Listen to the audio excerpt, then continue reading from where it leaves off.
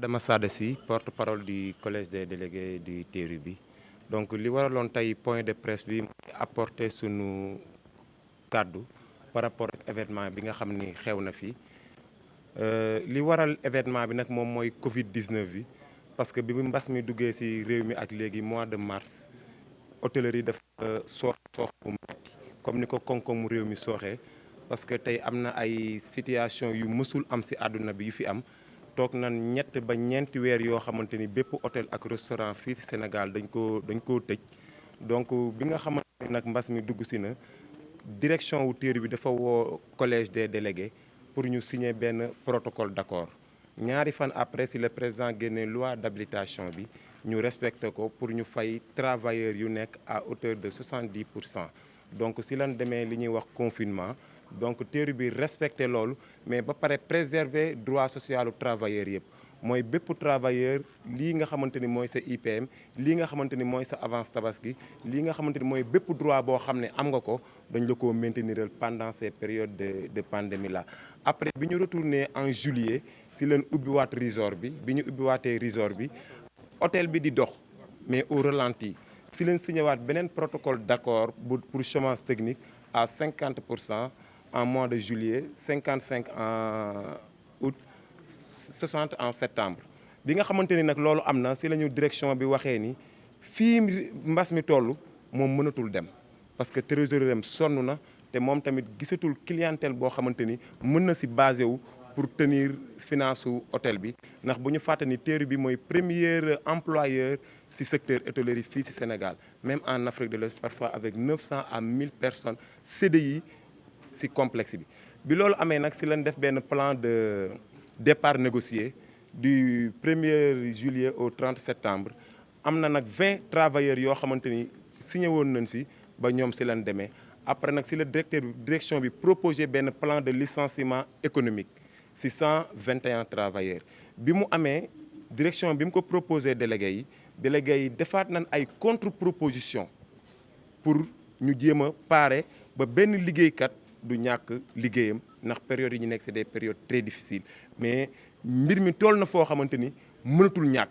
parce que trésorerie bi doxatul mbas maa ngi fi restriction yaa ngi fi plage yi ubbeeguñ ko donc si loolu la ñu tàmbalee def plan de licenciement économique boobu ñu def suñuy contre-proposition assister travailleurs yooyu bépp travailleur boo xamante ni tey bokk nga ci 121 yooyu collège des délégués bi assisté na la ànd na ak yow xool na ba nga xamante ni lii say ak yelleef kenn salfaañewu ko si leen joxee bépp droit boo xamante ni képp ku ñuy licencier si licenciement économique yoon jox na la ko délégué yi ànd na ak direction ba loolu ñu def ko waaye ba def sa lu ëpp loo nga xamante ni moom la yoon wax parce que fay na leen seen indemnité de licenciement fay na leen seen indemnité de préavis fay na leen seen indemnité compensatrice de congé fay na leen benn indemnité boo xam ne ñu ngi tuddee indemnité spéciale 1 mois de salaire boo xamante ni brut lay doon waaye délégué yi delluwaat na direction bi comme que ñii dañuy dem te ñi ngi jëm fu metti bu ñu sañoon ngeen dolliwaat leen benn weer boo xamante ni bonus lay doon pour ñu fayaat leen ko direction bi ànd seeg délai yi kon muy ñaari weer boo xam bii direction bee ko maye waaye bii TRUB bi délégué ñoo ànd ak direction bi may leen ko donc loolu bi mu amee ñu waxtaan ak ñoom parce que yoon def ni bu fekkee plan de licenciement économique am na travailleur bi nga xam ne dem na am na 2 ans yii poste bi bu activité bi reprendre moom mën naa ñëwaat reprendre poste am ba ñu waxtaan ak loolu ci travailleur ba juboo ci ba dem si nag lañu dellu gis ay nit yoo xamante ni dañoo laxasu ci ginnaaw travailleurs yooyu ànd ak ñoom di wax ni de TRUB bi direction bi ak délégué yi dañoo àndandoo salfaañe ak yelleefu liggéeykat yi loolu waa ñu waral tey jii ñu taxaw daan ne amul benn liggéeykat boo xamante ni jóge nga TRUB bi ñu salfaañe sa ak yelleef lépp loo xamante ni yoon wax na ko yoon dogal na ko TRUB bi ak délégué yi def nañ ko waaye ci supervision wu inspection du travail kon nag loolu bi mu amee ñu ne nag dañu bàyyi ba ci kanam ñu tontu loolu moo waraloon tey ñu def point de presse bi pour leeral suñu wax ci wax jooju. néanmoins patronat hôtellerie bi wax dëgg yàlla ay père de famille lañu ndax ñi ma ci waxtaan ñëpp sur le plan national ci patron yi ñëpp d'accord nañu ak man ni dañuy def tous les moyens pour maintenir seen i travailleurs. loolu lu am solo la ndax ku nekk xam na ni homme d'affaires affaire la bëgg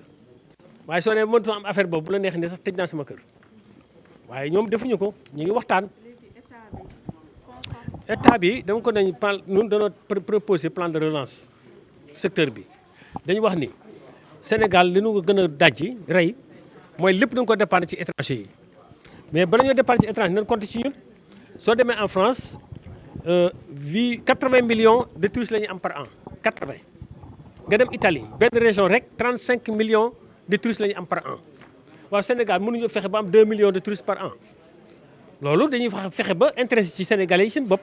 pour que ñuy fréquenter hôtel yeeg piscine yeeg yooyu ma ne léegi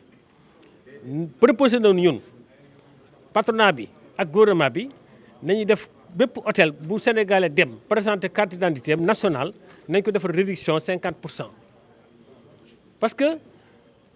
feexu bakkan du tubaab rek moo ko yelloo ñun nit ku ñuul dañ ko war a yellool suñu bopp gëm suñu bopp. raison pour laquelle ñu proposé fii ak 1 mois ou 2 mois gouvernement bi ak patronat bi nañu accepté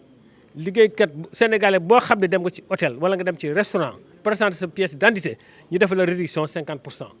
suñ ko defee Sénégal daañu intéressé wu ci hôtellerie yi ba ngaa dépendre ci étranger nga dépendre ci sa bopp loolu suñ ko defee dana dox. ñaareel ba danoo demandé gouvernement bi. taxe bépp taxe bu aju woon ci patronat bi